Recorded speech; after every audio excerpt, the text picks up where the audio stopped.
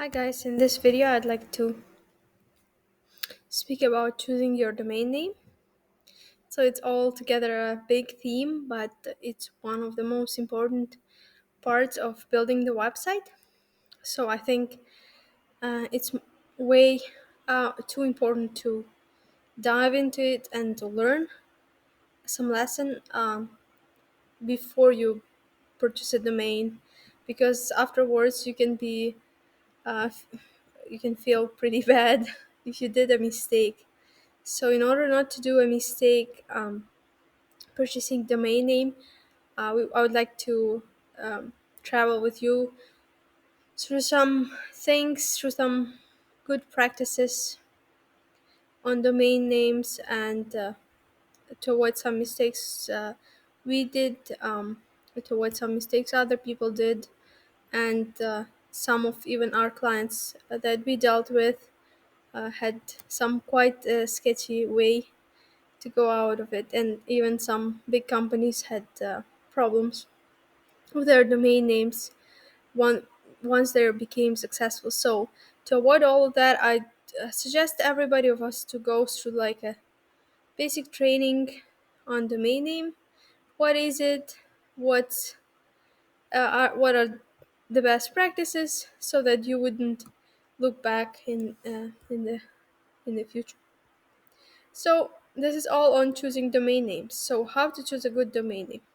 Let's go through this presentation and let's see what are some points we'll go through.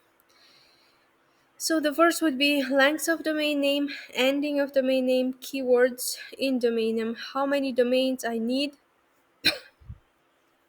what is a subdomain, do I own, do I own my domain name, what to avoid while buying domain name, and best domain name provider. That would be my personal opinion on the last one, but I obviously would explain why do I choose that email domain name provider and what are benefits. So let's start what is domain name before we dive in. So as you can see, domain name refers to your website address. This is what the user type in a browser search bar to directly access your website. So if you in the browser search bar, if you type in Google, this is a Google domain name. If you type in the name of any company and .com and their website comes up, this is their domain name. So this domain name is unique and can be shared between different sites. That's very important. There's no the same domain names. That's why sometimes we run into problems when we find the name of the company, and then when we want to find domain name, it says that it's costs this amount of money or somebody already has it. We had this experience finding one domain name was for Acadians here, so we actually had to contact the domain name owner and uh, try to buy it from them. They offered $3,000 to buy it, but usually the ones that are very popular words are already sold, and so it will be tricky to find it. It doesn't mean that what your name of your company is, they would be tricky, but sometimes if it's a very popular name, um, it can be tricky. So another explanation I found, domain name is a human-friendly address, sometimes called a URL, Uniform Resource Locator, or web address. That's pretty clear too. Um, this is a URL of your website technically. And the third explanation that I found was pretty cool one. If your website is a house, domain name is its address. So that's how people can find it, or we can link it to the website. Now, or we can just tell people and they would be able to find it.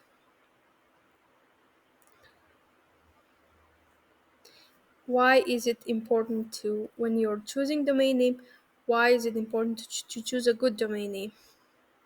First of all, it's a first impression of your website. If you have a very long, very um, unmemorable and confusing domain name, that's the first impression you're giving to anybody who hears it or sees it first time, even before they see your website. So for that reason, and this is a link they would see. For that reason, while choosing domain name, you have to be very careful. There is another important part to it, that choosing domain name also might influence your SEO. So there's best practices of domain name for SEO, and there's bad practices. For that reason, you would have to um, follow along, and I will show some tips or some things about keywords being inserted in domain name and stuff like this. But it's also important to remember that your domain name shouldn't be too long and shouldn't be too confusing. Also, the domain name identifies your brand.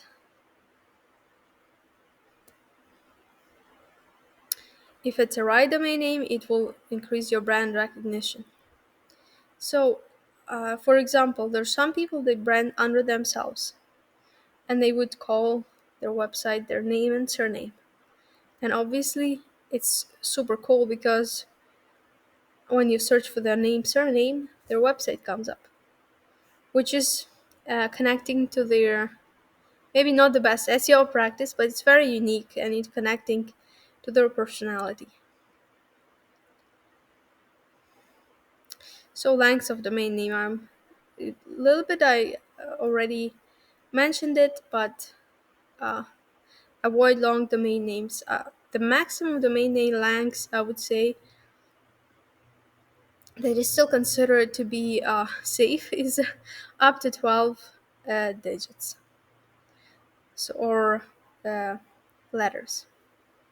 So that means that uh, over 12 it might be hard for people to remember.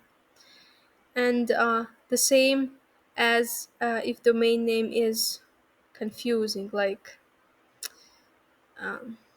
not clear enough, or cutting up the words.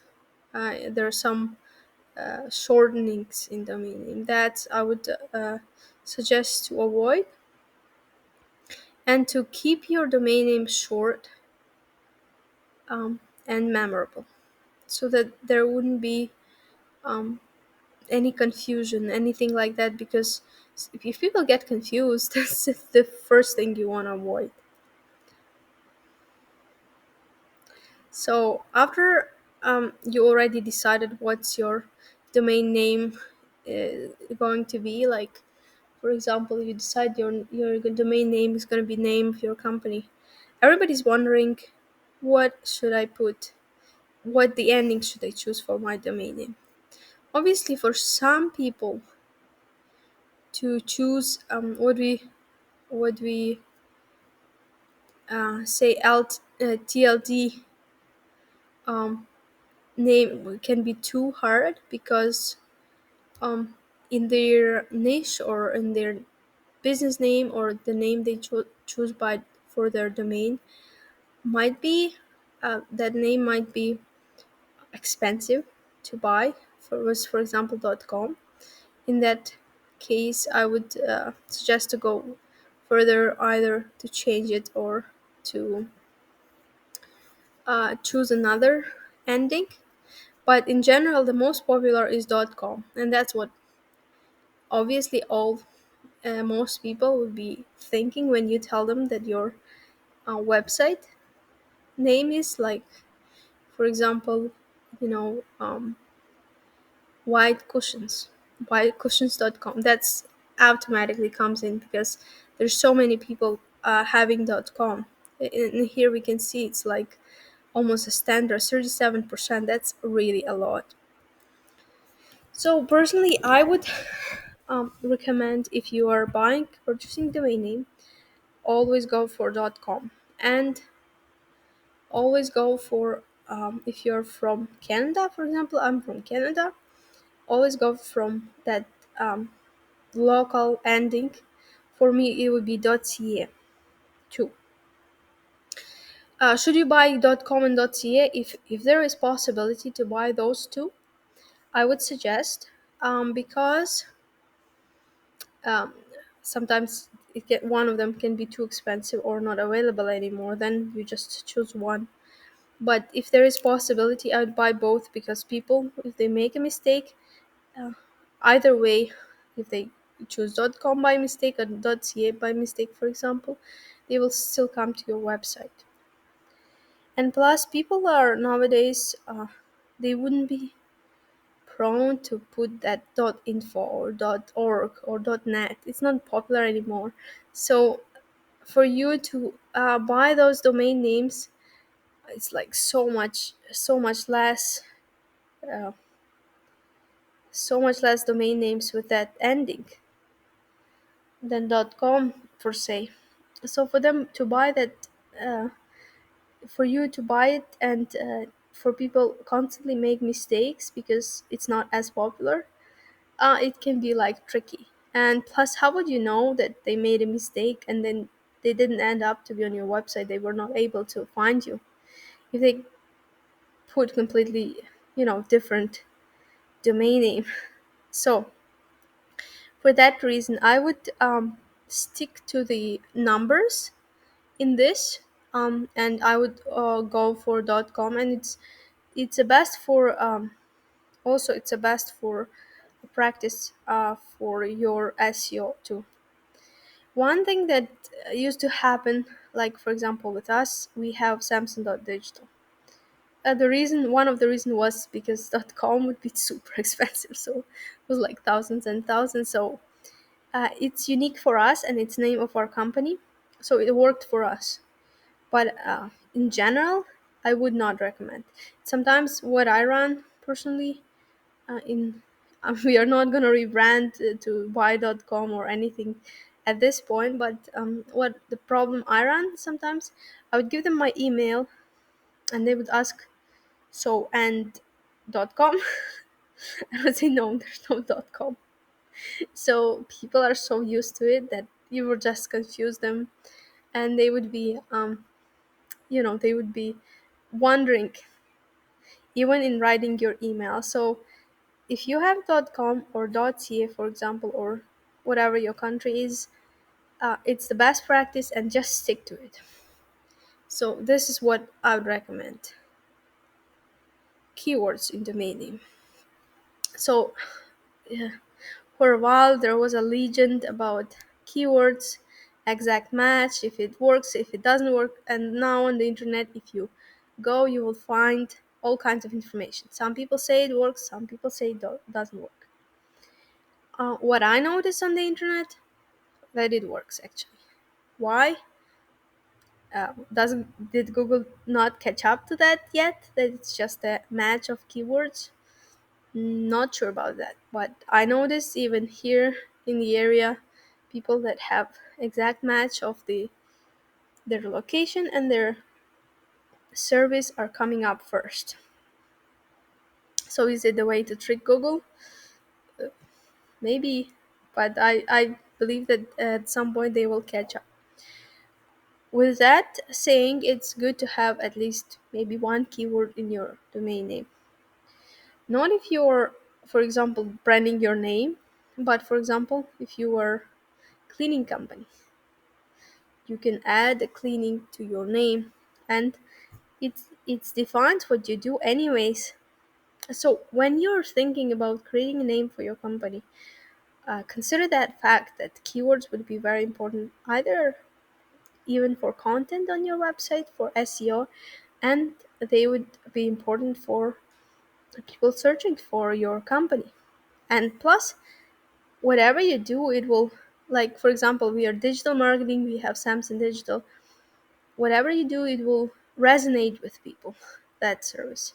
So service keyword is important, and I would suggest you, once you're thinking about the name of the company, to have that keyword there. It's obviously up to you. You want to advertise your brand, and maybe you have very unique brand name, and maybe it's gonna become popular, and you wouldn't need to use it. But that's my suggestions. to have location keyword. It's a good practice to have, but I don't see it as much profitable as a service keyword.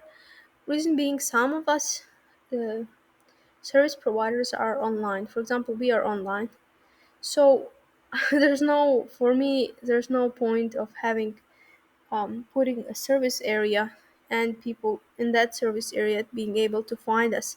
But then on the other service areas, they would be wondering, why am I having that service area? Like, if we are here at Cape Breton. If I would put web design Cape Breton, it's already taken, obviously. But I mean, it's that one service area in Cape Breton, but we are serving actually the whole province, for example, or the whole country. So in this way, most of the keywords, I would say a lot of keywords, domain names are taken already, because in the past it was even way more prominent for SEO, and the big companies already took them. But if there is possibility to get the either even secondary domain name that has a keyword location keyword in it, I would suggest doing it. Should we do exact match cleaning Toronto, for example? Toronto cleaning services makes sense from the SEO perspective, but you don't want to stuff your domain name with keywords, and overall it's not unique. It's not going to represent your brand, and possibly it's already taken. The other thing is, some people, they would create Google My Business and they would have that domain name and they would put it there, but they never have a registered company under that name. So it's called keyword stuffing and trying to trick Google to put you first in, well, either it's in the search 3 GMB pack, Google My Business at the top, or in Google searches at the top. But I don't think it's the most profitable, prominent way to do it. To try to trick something and get out. Um, how do they say, get out the dry out of the water? So this is my personal perspective on it, but I would suggest you considering to use maybe one keyword in your domain name, maybe sometimes two, but always remember your domain name shouldn't be too long. So keep it to your personal brand, and if there is possibility, add that keyword. How many domains I need? So how many of them? Some people would write to us, and some clients will write to us and say, I have 5 domain names, which of them I should keep? And I already covered it a little bit. And is one domain name enough? So we are people, and we are prone to make mistakes. And obviously, if you're advertising your website, there's people that gonna make a mistake. Somebody's gonna make spelling mistakes. Somebody's gonna put .com instead of .ca or something like that. So I would suggest have a couple of different variants if it's possible. Because if you have to pay $2,000 to buy that domain name, I wouldn't take it all together. But if there is possibility, and your domain name is not that expensive, it costs you $15 per year, for example, and you have a company name in the domain, and for example, you know that people might make a mistake and put that as at the end of your um and at the end of URL. Purchase the URL was s and .com.ca too. Or maybe shorter URL. You see how people are pronouncing your company. Maybe your company name not that clear. The same thing I would suggest to purchase. For endings, I would not recommend to purchase something .info, .net. Sometimes people would come to us, our clients, and would ask, oh, I have this .info, .net, .org. I don't see any reason for that, because there's no many people. I've never been searching for .info and .org myself, and I never seen people being confused or being trying to find something with .info .org. So there's no reason for you to invest in those endings just in case people make mistake. If there is somebody from the last century that would remember, maybe they were popular at some point, those endings, and would type them, it's very would be rare, very rare and almost impossible. So there's no reason for you to overinvest in your domain name. But obviously, personally, I think there is need to have a couple of them, different variants, and especially if you have .com, have .ca if you're in Canada, or your country one at the end, so that people, when they get confused, they would be able by both ways find your domain name. So what is subdomain? If you have a one domain name, you can have tons of subdomains. uh, why would you use a subdomain? I would ask, why would you use, isn't one enough? Do you want to confuse people even more having subdomains? No. But sometimes people who have more complex websites, for example, we we have more complex website than just what you see, just Samsung.digital. So we use our website, for example, in this case, per se, let's chat Samsung.digital is for calendar. So we created subdomain in order not to overload our website itself. And for example, if you have courses, the same exact idea. You have courses, if you're selling courses and you don't want to make your website slow and overload it, I would suggest using subdomain. Just to go through what is a subdomain. It's additional part of your main domain, and they are created to organize and navigate to different sections of your website. So I've seen some people would sell, for example, would sell some products or some courses, and they would just put courses dot and in their domain name. Why do you do that? To not to affect the performance of your website, and in order for you to have it easier to share the domain name. It's easier for me to share let's chat.samsung.digital than samsung.digital let's chat and something else there at the end. So um, and plus, I know that if I share that link, people not gonna have make a mistake and try themselves to to copy it. But I would use it more like for internal things, and then the the third you see it, audit.samsung.digital. This is where you can um, click and find the request a free audit of your website.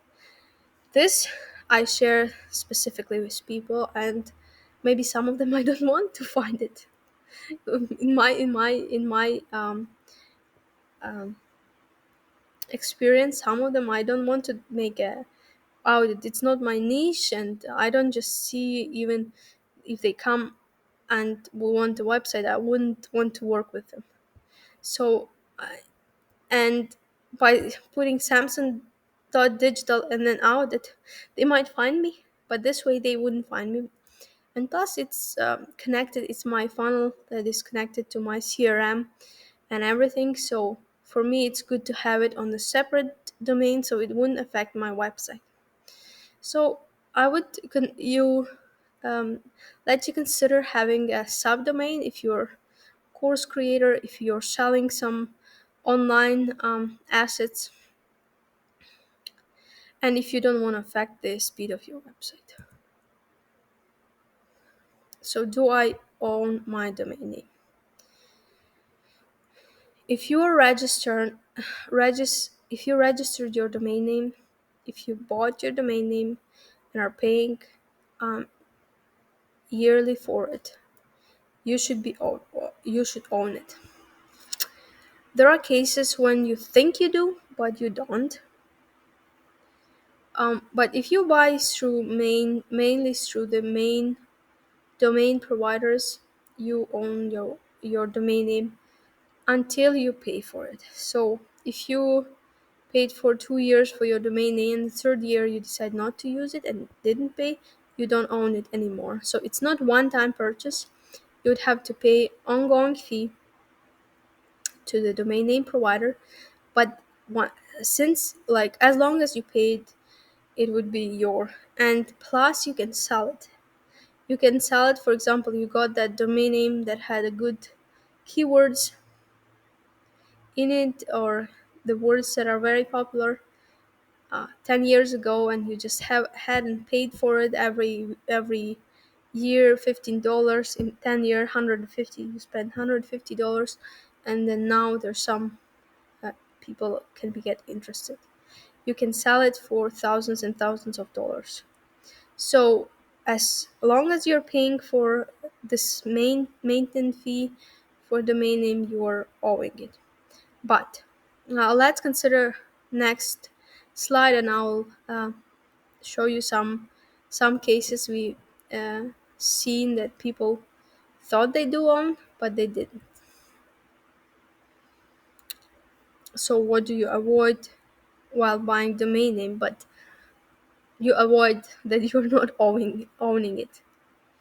That's the most would be the most painful thing to hear when you bought your domain name, that you actually don't own it, because it is your company asset usually. Some platform, I wouldn't name the platform, they would offer you, you pay for your website, for your domain name, and for your hosting together. This is your package. It's cheaper. Let's do it. Once you stop paying for everything together, you lose your domain name, your hosting, and your website. This is not owning the domain name. This is called renting it, because uh, even one time I had one occasion that the people were paying like that for the package, and domain name was for free in this case. What a nice offer. But when you think about this offer, like one, it's not you're not paying there $15 usually, it's way more.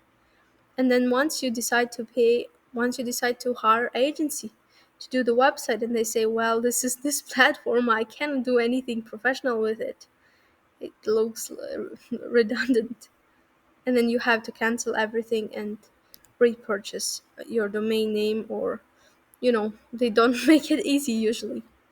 But always consider to have to own your domain name, so you have access to specifically domain name, not any package, any website package, but specifically to your domain name. And then either you can do it yourself or hire a web designer to point it to your hosting, to point it to your website. So avoid buying packages, avoid asking agencies or designers to buy them for you. I did have people asking us to buy, and that's what we did. But I consider ourselves as a trustable people. Some people might not be that trustable. And once you, for example, get in growing your company and you become a millionaire company, they can come to you and can say, well, we are we own your domain name. Now we would like pay us this and this amount for it. So in order to not to be in that snaggle, not to have that experience, I would always suggest you not to buy any packages and not to ask somebody to do that for you. This is your responsibility, and domain name providers, they wouldn't see whether you grew and you have your company is now a millionaire, and they wouldn't change that price at the point when you are already paying for it years. Only individuals can do that. So if you're purchasing your domains through the third party, consider that. And the same renting the websites. I'm not sure if there are some building platforms for renting the websites. Um, I think there are, but I would avoid them altogether. Best domain name provider. So, according to the stats, number one domain name provider, most popular. I think they are doing the most advertising. They probably investing in marketing a lot. Is GoDaddy. Second one is Namecheap, Two Cows, and then Google. So, um, I'm not sure. I didn't work with all of them that are the most popular ones, but I did work. I seen working. Some of my clients are working on GoDaddy since it's very popular. Some of them are working with Google. Others are working with Vistaprint and different providers. Personally, what I choose is Namecheap. There are some reasons why do I do, and there are some reasons why I don't choose. For example, GoDaddy, even though it's super popular, and I don't see that it has a good prices too.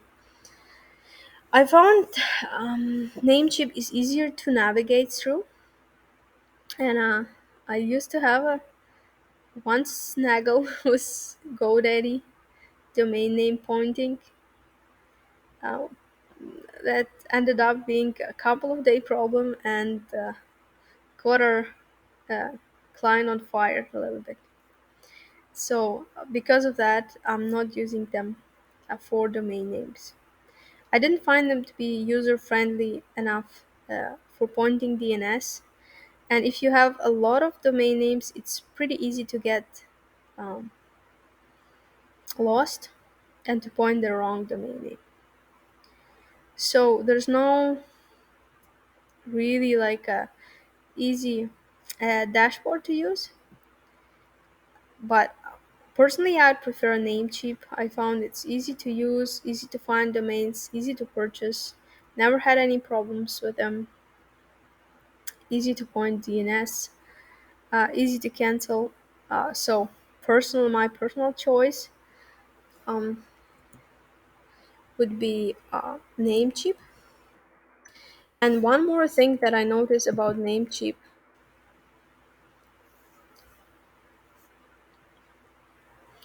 is maybe you never noticed that before when you were purchasing your domain name, but recently I seen on the social media that some people when they purchase their domain name seen one particular question was that a person who purchased domain name from their whatever hosting they were using, and they got like 40 messages on their WhatsApp from some Indian developers offering them the web design services.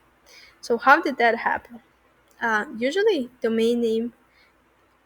If you're purchasing domain name, your public information is public to everybody, and so there are programs online that people would be able to find your public information and contact you. And obviously, in their opinion, since they are designers, you would be hot lead. They're apparently searching for web design because you just purchased the domain name. So, and usually, it it happened to people before, and I seen there is that program that does that, and there are domain name providers that are actually offering that information for programs like this. I never seen that happening though with Namecheap. So because of that, even though they offer you to pay extra to hide your public information, but we never had any problems with that. Because of that, my respect for the actual platform went right up because they actually protect your information. They're easy to navigate. I found the prices are quite competitive through Namecheap. Then every time your domain name um, is ending, you have to renew your um, subscription or per se. They always follow up. They follow up almost every day at some point. So I really like that. Um, good. It's kind of a good addition to it that you won't forget, and you'll be able to renew it if you feel like it, or stop using it altogether if you feel like it. The same with pointing DNS. Super easy. They have just this custom DNS. You copy your DNS and click on the yes there, and it just pointed. Usually it's super quick, super easy. Um, Another thing that I noticed would be not only pointing DNS, but also how quickly they propagate, which I found is also like super easy. Never had pain with that. Never had pain with communicating with them either. Was pretty good communication. The other thing I would suggest for using, um, which I didn't cover in the presentation, but I would like to cover it in the video, is never buy the same domain name provider as your hosting. Why?